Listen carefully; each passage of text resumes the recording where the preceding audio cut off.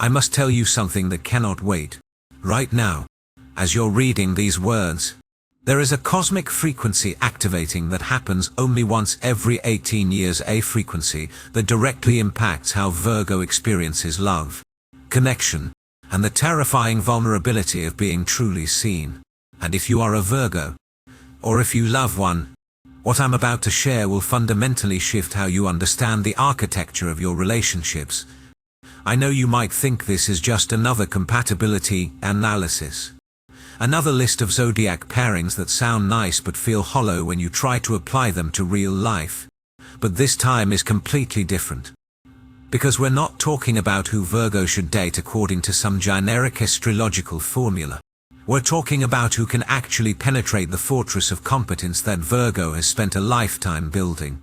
We're talking about the soul that doesn't just tolerate Virgo's perfectionism but understands the wound beneath it. Does this resonate with you? Have you noticed that most relationship advice for Virgo feels like it's written by someone who has never actually experienced the exhausting internal dialogue of a Virgo mind? The constant calibration, the relentless self-improvement, the bone-deep fear that if you stop being useful, you will stop being loved. You have already felt it. That peculiar loneliness that comes not from being alone, but from being surrounded by people who admire your efficiency while completely missing your tenderness. That tightness in your chest when someone praises your productivity but never asks about the anxiety that drives it. That unexplainable inner tension between your desperate need for order and your secret longing to be messy, to be held, to be forgiven for being imperfect. Let me be precise about what's happening in your energy field right now. Virgo operates on what I call the frequency of earned worthiness, the unconscious belief that love must be deserved through flawless execution. This isn't just a personality trait. This is a survival mechanism that was likely encoded in your nervous system very early. Perhaps in a childhood where approval was conditional, where mistakes felt dangerous, where being good was the only reliable path to safety. And here's what most people don't understand about Virgo. Beneath that meticulous exterior is not coldness, but an almost unbearable sensitivity. Virgo feels everything. Every micro-expression of disappointment, every slight shift in someone's tone, every way they might be falling short. The perfectionism isn't about control, it's about protection. If I can anticipate every problem, fix every flaw, optimize every detail, then maybe I can prevent the rejection I'm terrified is inevitable. This is why most zodiac compatibility analyses fail Virgo so spectacularly. They recommend partners based on surface-level harmony who won't fight with Virgo, who shares their values, who appreciates their work ethic. But they miss the essential question: who can love Virgo not despite their anxiety, but through it? Who can witness the full catastrophe of Virgo's inner world and not flinch? Let me break down the underlying logic with surgical precision, because you deserve to understand the energetic mechanics at play here. Virgo is a mutable earth sign, which means they are simultaneously grounded and adaptable, practical and anxious, stable and perpetually adjusting. Earth energy seeks tangible results, concrete evidence, material proof. But mutable energy is constantly processing, analyzing, refining. Put these together and you get someone who is trying to build a perfect life on shifting ground, someone who craves security but whose own mind won't let them rest. Now, most astrological advice will tell you that Virgo is most compatible with other earth signs, Taurus and Capricorn, because they share Virgo's practical values and grounded approach to life. And there is truth in this. Earth signs speak the same language of responsibility, reliability, and tangible achievement. They understand that love isn't just a feeling, it's a commitment demonstrated through consistent action. But here's where we need to go deeper. Because compatibility isn't just about shared values. It's about complementary wounds. It's about finding someone whose brokenness fits with yours in a way that creates healing rather than harm. Taurus, for instance, offers Virgo something profoundly stabilizing. Where Virgo is anxious, Taurus is calm. Where Virgo is constantly improving, Taurus is content. Where Virgo sees flaws, Taurus sees beauty. Taurus has this remarkable ability to slow Virgo down, to remind them that worthiness isn't turned, it simply is. Taurus loves through presence, through sensory pleasure, through the radical act of enjoying life rather than optimizing it. Have you noticed this pattern? When Virgo is with Taurus, something in their nervous system begins to regulate. The constant mental chatter quiets just slightly. There's a permission to rest that Virgo rarely grants themselves. Taurus doesn't need Virgo to be perfect, they need Virgo to be present.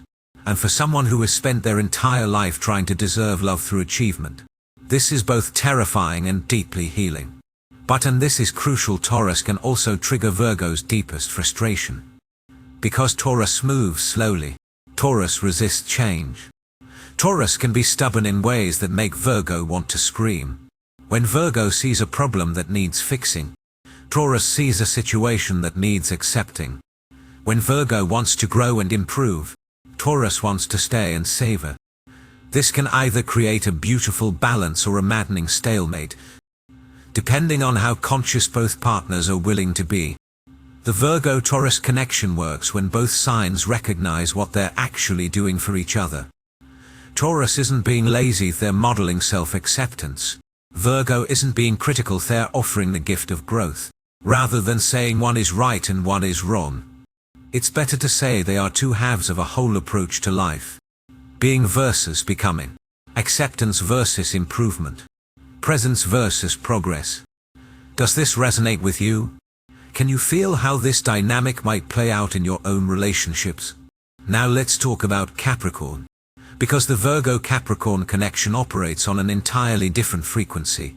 If Taurus offers Virgo permission to rest, Capricorn offers Virgo permission to achieve. Capricorn sees Virgo's ambition and doesn't find it threatening, they find it attractive. Capricorn understands the drive to build something meaningful, to leave a legacy, to prove your worth through tangible accomplishment. This is a partnership of mutual respect and shared goals. Both signs are willing to delay gratification, to work hard, to sacrifice short-term pleasure for long-term security. They speak the language of strategy, of planning, of building a life brick by brick. There's a deep comfort in being with someone who doesn't think you're too serious, too focused, too intense. Capricorn matches Virgo's intensity and raises it. But here's the shadow side that nobody talks about. The Virgo-Capricorn connection can become a prison of productivity. To people who define their worth through achievement can create a relationship that feels more like a business partnership than a romance. Where is the softness? Where is the vulnerability? Where is the permission to be messy, to fail, to be human? I've seen Virgo-Capricorn couples who have built impressive lives together, beautiful homes, successful careers, well-behaved children, but who have forgotten how to actually feel. They've optimized their relationship to the point where there's no room for spontaneity, for passion, for the raw emotional honesty that intimacy requires. They're so busy being impressive that they've forgotten how to be intimate. This doesn't mean the Virgo-Capricorn connection is doomed. Not only does it have tremendous potential for stability and success, but it also offers both partners the opportunity to build something truly meaningful together. The key is consciousness. Both Virgo and Capricorn must actively choose vulnerability. They must schedule time not just for productivity but for play. They must learn that being seen in their weakness is not a failure, it's the foundation of real love. Rather than saying Capricorn is the wrong match for Virgo, it's better to say that this pairing requires both partners to consciously work against their default programming. They must resist the temptation to turn their relationship into another project to perfect. They must remember that love isn't something you achieve, it's something you surrender to. Have you noticed this pattern in your own life? The way achievement can become a substitute for intimacy. The way being impressive can protect you from being truly seen. But now we need to talk about the matches that most astrologers overlook, the water signs that can crack open Virgo's heart in ways that earth signs simply cannot. Because here's what I've observed in 18 years of studying psychological astrology. Virgo doesn't just need someone who shares their values. Virgo needs someone who can access their feelings. Cancer. Scorpio, and Pisces each offer Virgo a different doorway into their own emotional depth, and for a sign that lives primarily in their head, analyzing and organizing and problem solving. This emotional access is not just nice to have, it's essential for Virgo's evolution. Let's start with Cancer, because the Virgo-Cancer connection is one of the most misunderstood in all astrology. On the surface, these signs seem incompatible. Cancer is emotional, moody, indirect. Virgo is logical, precise. Cancer leads with feelings. Virgo leads with thoughts. Cancer wants to nurture. Virgo wants to fix. But here's the profound truth. Cancer sees through Virgo's competence to the frightened child underneath. Cancer intuitively understands that Virgo's perfectionism is a defense mechanism, that their criticism is actually a cry for reassurance, that their need to be useful is really a need to be needed, and rather than being put off by Virgo's anxiety, Cancer wants to soothe it. Cancer doesn't try to fix Virgo. Cancer holds space for Virgo to feel, and for someone who has spent their entire life believing that feelings are inefficient, messy, and dangerous, this is revolutionary.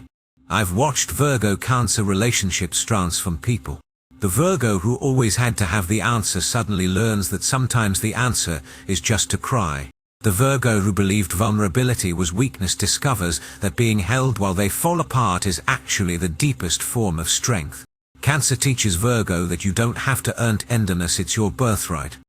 But let's be honest about the challenge here, right? Because this connection is not easy, Cancer's emotional intensity can overwhelm Virgo's nervous system. When Cancer is hurt, they retreat into their shell, communicating through mood and silence rather than direct conversation. And Virgo, who desperately needs clarity and logic, can spiral into anxiety trying to decode what Cancer is feeling. Virgo wants to solve the problem. Cancer wants to feel the feeling.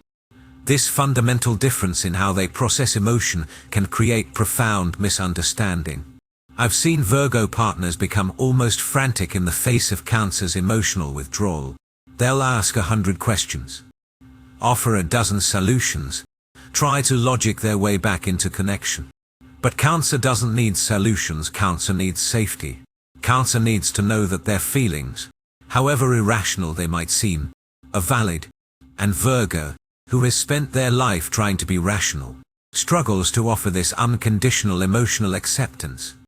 The Virgo-Cancer connection works when Virgo learns to sit with discomfort, to tolerate the ambiguity of emotion, to understand that not everything needs to be fixed. And it works when Cancer learns to communicate more directly, to understand that Virgo's questions aren't criticisms, they're a desperate attempt to understand and help.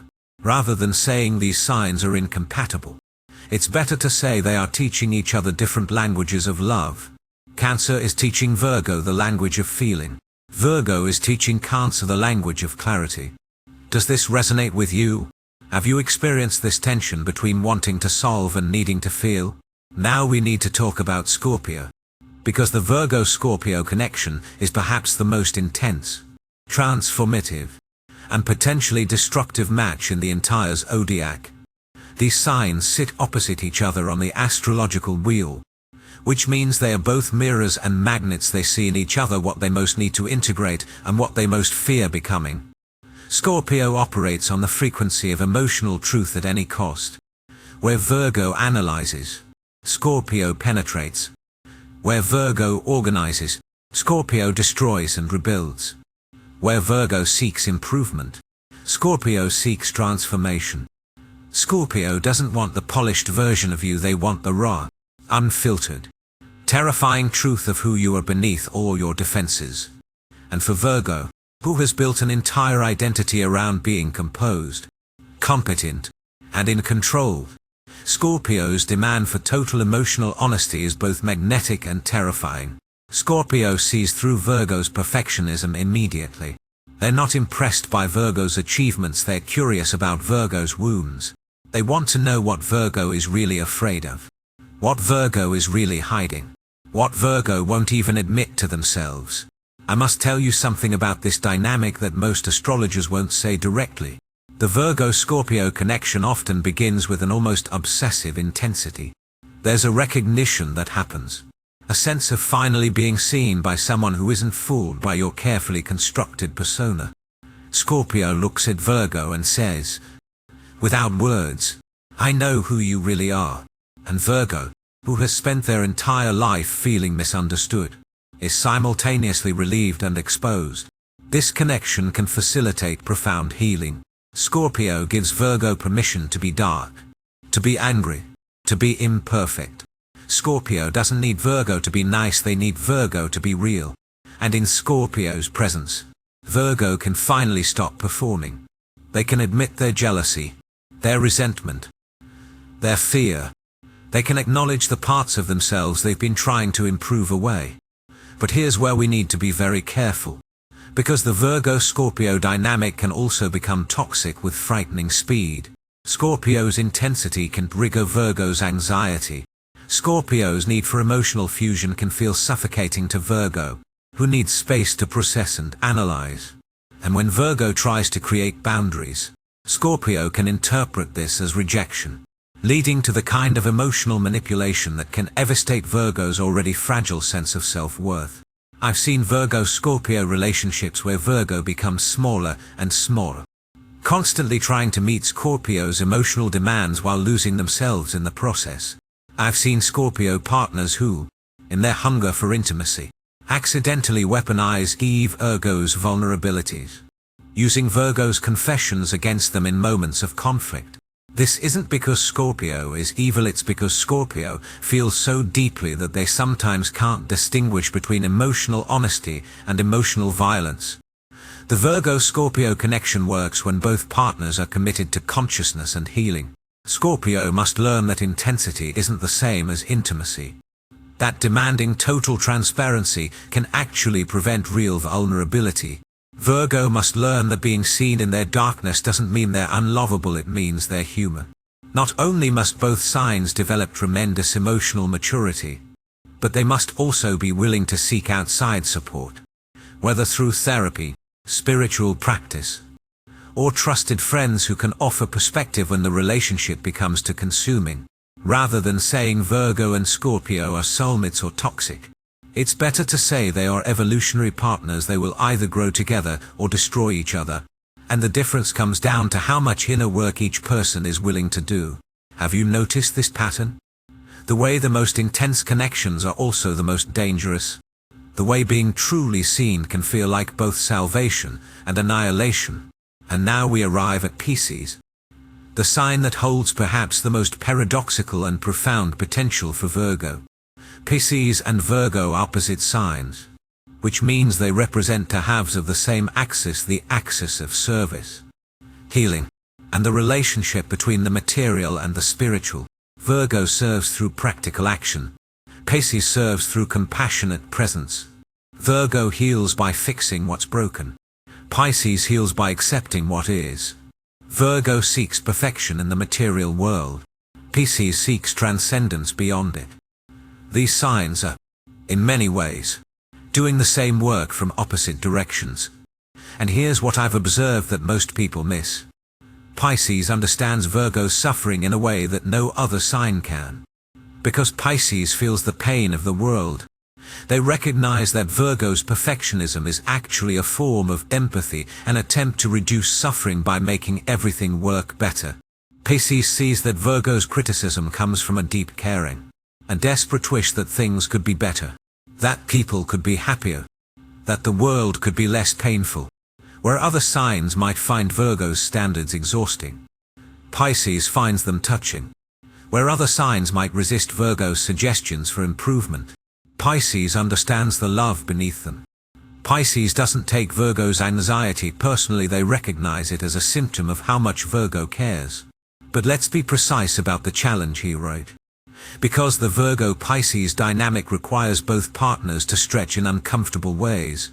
Pisces lives in a world of intuition, imagination, and emotional flow. They make decisions based on feelings that they can't always articulate. They change their mind based on subtle energetic shifts. They need space to dream, to drift, to dissolve boundaries. And Virgo, who needs structure, clarity, and concrete plans, can find Pisces' fluidity absolutely maddening. When Virgo asks Pisces what they want for dinner, Pisces might say they don't know. They'll feel into it. When Virgo tries to make plans for the weekend, Pisces wants to stay open to whatever unfolds. When Virgo needs a direct answer, Pisces offers a metaphor. I've watched Virgo partners become increasingly anxious in relationships with Pisces, feeling like they're trying to hold water in their hands. They can't pin Pisces down. They can't get Pisces to commit to a clear plan. They can't understand why Pisces won't just make a decision and stick to it. And in their anxiety, Virgo can become controlling, trying to impose structure on someone whose very nature is to flow. Meanwhile, Pisces can feel suffocated by Virgo's need for order. They can feel criticized by Virgo's suggestions for improvement. They can feel like Virgo is trying to fix something that isn't broken, trying to turn magic into mechanics, trying to explain away the mystery that Pisces knows is essential to life. The Virgo-Pisces connection works when both signs recognize that they need each other precisely because they're different. Virgo needs Pisces to teach them surrender, to show them that not everything can be controlled or improved, to remind them that sometimes the most healing thing you can do is nothing at all. Pisces needs Virgo to teach them discernment, to help them create boundaries, to ground their dreams in practical action. Not only do these signs complement each other, but they also complete each other. Virgo without Pisces becomes rigid, anxious, trapped in an endless cycle of improvement that never leads to satisfaction.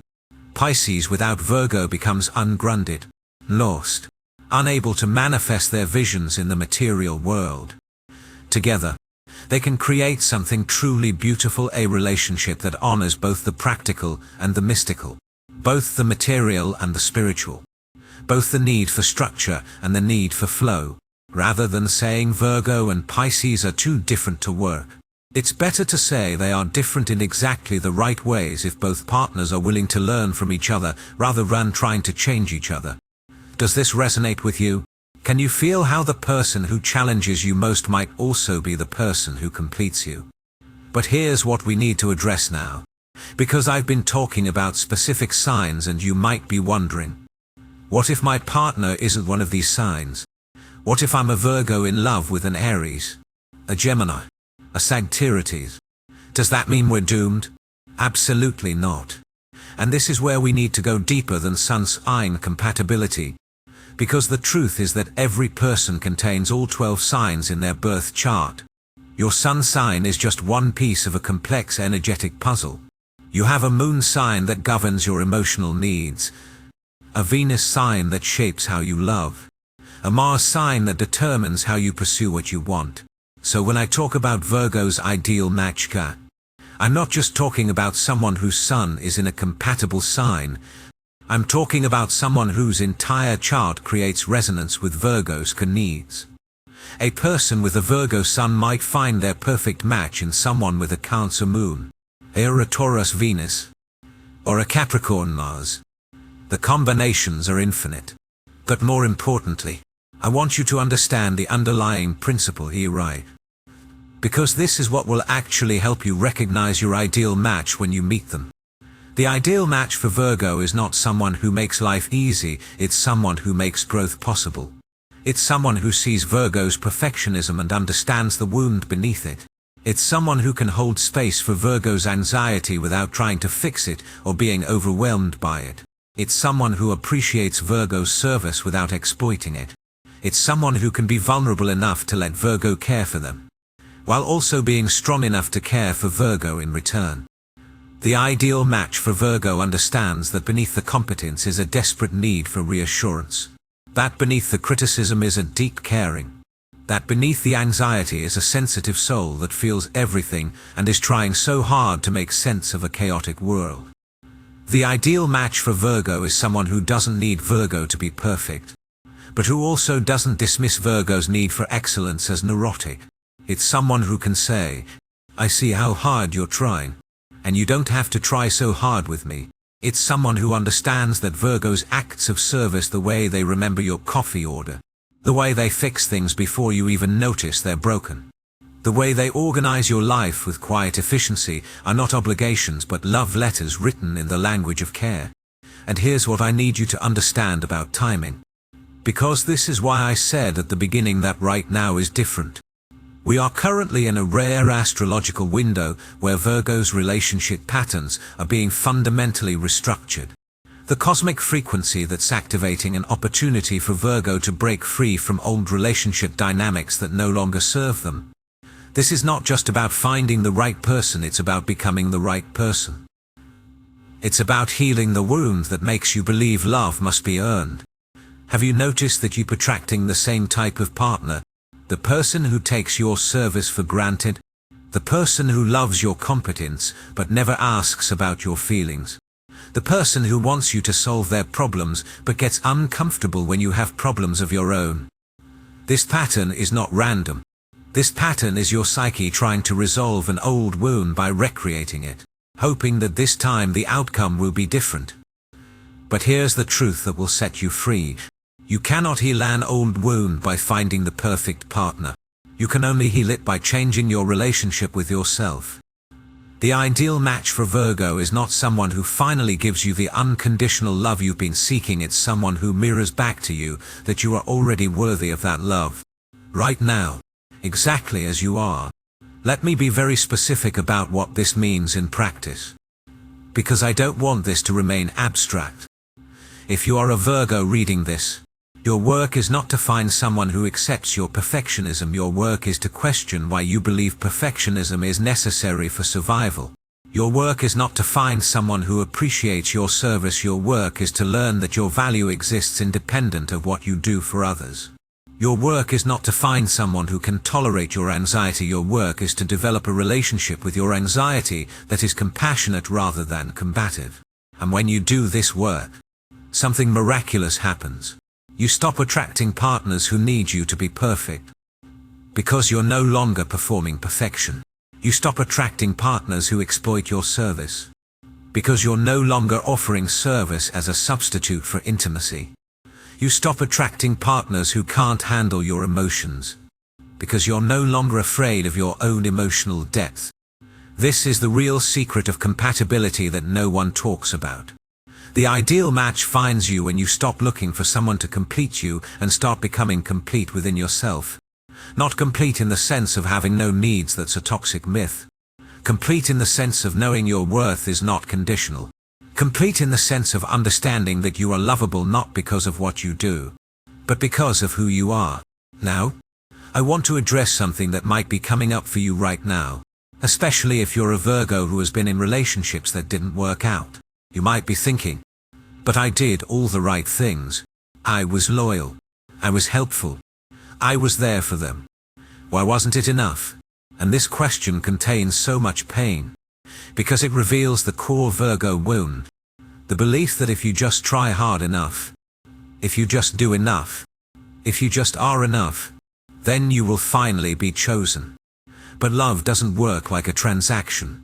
Love is not something you earn through good behavior. Love is something you allow yourself to receive. Even when you haven't done anything to deserve it. Even when you're messy and imperfect and falling apart. And the ideal match for Virgo is someone who understands this at a cellular level, someone who doesn't need you to earn their affection through constant improvement. Let me tell you what I've observed in the Virgo relationships that actually work. The ones that last not because they're easy but because they're real. In these relationships, Virgo has learned to communicate their needs directly instead of hoping their partner will notice their silent service. They've learned to say, "I'm anxious right now and I need reassurance," instead of criticizing their partner as a way to regain a sense of control. They've learned to receive care without immediately trying to reciprocate. To let themselves be held without having to hold themselves together. And their partners, whether they're Taurus, Cancer, Scorpio, Pisces, or any other sign, have learned to see past Virgo's defenses to the tender heart underneath. They've learned that when Virgo is being critical, they're usually being self-critical. They've learned that when Virgo is trying to fix everything, they're usually trying to fix their own sense of inadequacy. They've learned to respond to Virgo's anxiety with patience rather than frustration. Understanding that Virgo's nervous system is wired differently. That what looks like overthinking is actually Virgo's way of trying to feel safe in an unpredictable world. These successful relationships share a common thread. Both partners are committed to consciousness. They're willing to look at their patterns, to question their assumptions, to do the uncomfortable work of growth. They understand that compatibility is not something you find, it's something you create through daily choices, through consistent effort, through the willingness to show up even when it's hard.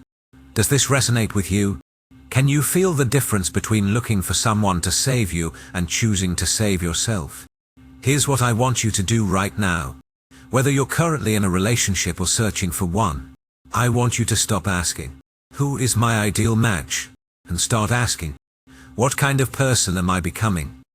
Because the quality of your relationships will always reflect the quality of your relationship with yourself. If you're constantly criticizing yourself, you'll attract partners who criticize you.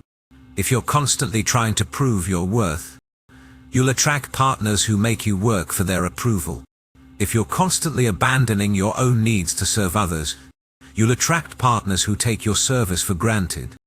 But if you start treating yourself with the compassion you've been giving everyone else, if you start honoring your needs with the same dedication you've been honoring others' needs, if you start believing that you are worthy of love simply because you exist, then you will attract partners who reflect this truth back to you. You will attract partners who see your perfectionism and say, "You don't have to be perfect with me." You will attract partners who see your service and say, "Let me serve you too." You will attract partners who see your anxiety and say, "I'm not going anywhere." This is not magical thinking. This is energetic law. You cannot attract what you don't believe you deserve. And right now, during this rare cosmic window, you have an unprecedented opportunity to reprogram your beliefs about worthiness, about love, about what you deserve in relationship. I need you to understand something about this moment in time.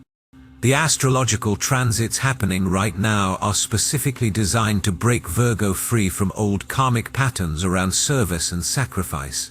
For many Virgos, there has been a lifetime or multiple lifetimes of believing that love must be earned through usefulness, that your value is determined by how much you can do for others. That rest is something you're allowed only after you've completed an impossible list of tasks. But this frequency that's activating now is saying, enough. Enough performing. Enough proving. Enough trying to be so perfect that no one can reject you. This is your invitation to lay down the burden of earned worthiness and step into the truth of inherent worthiness. And when you do this, your entire relationship landscape will shift. You will stop tolerating partners who only want you when you're useful. You will stop accepting crumbs of affection and calling it love. You will stop making yourself smaller to make others comfortable. You will start asking for what you need. You will start setting boundaries without guilt. You will start choosing partners based not on who needs you most, but on who sees you most clearly. And here's what's beautiful about this shift. When you stop trying to be perfect, you become magnetic in a completely different way. Because people are not actually attracted to perfection, they're attracted to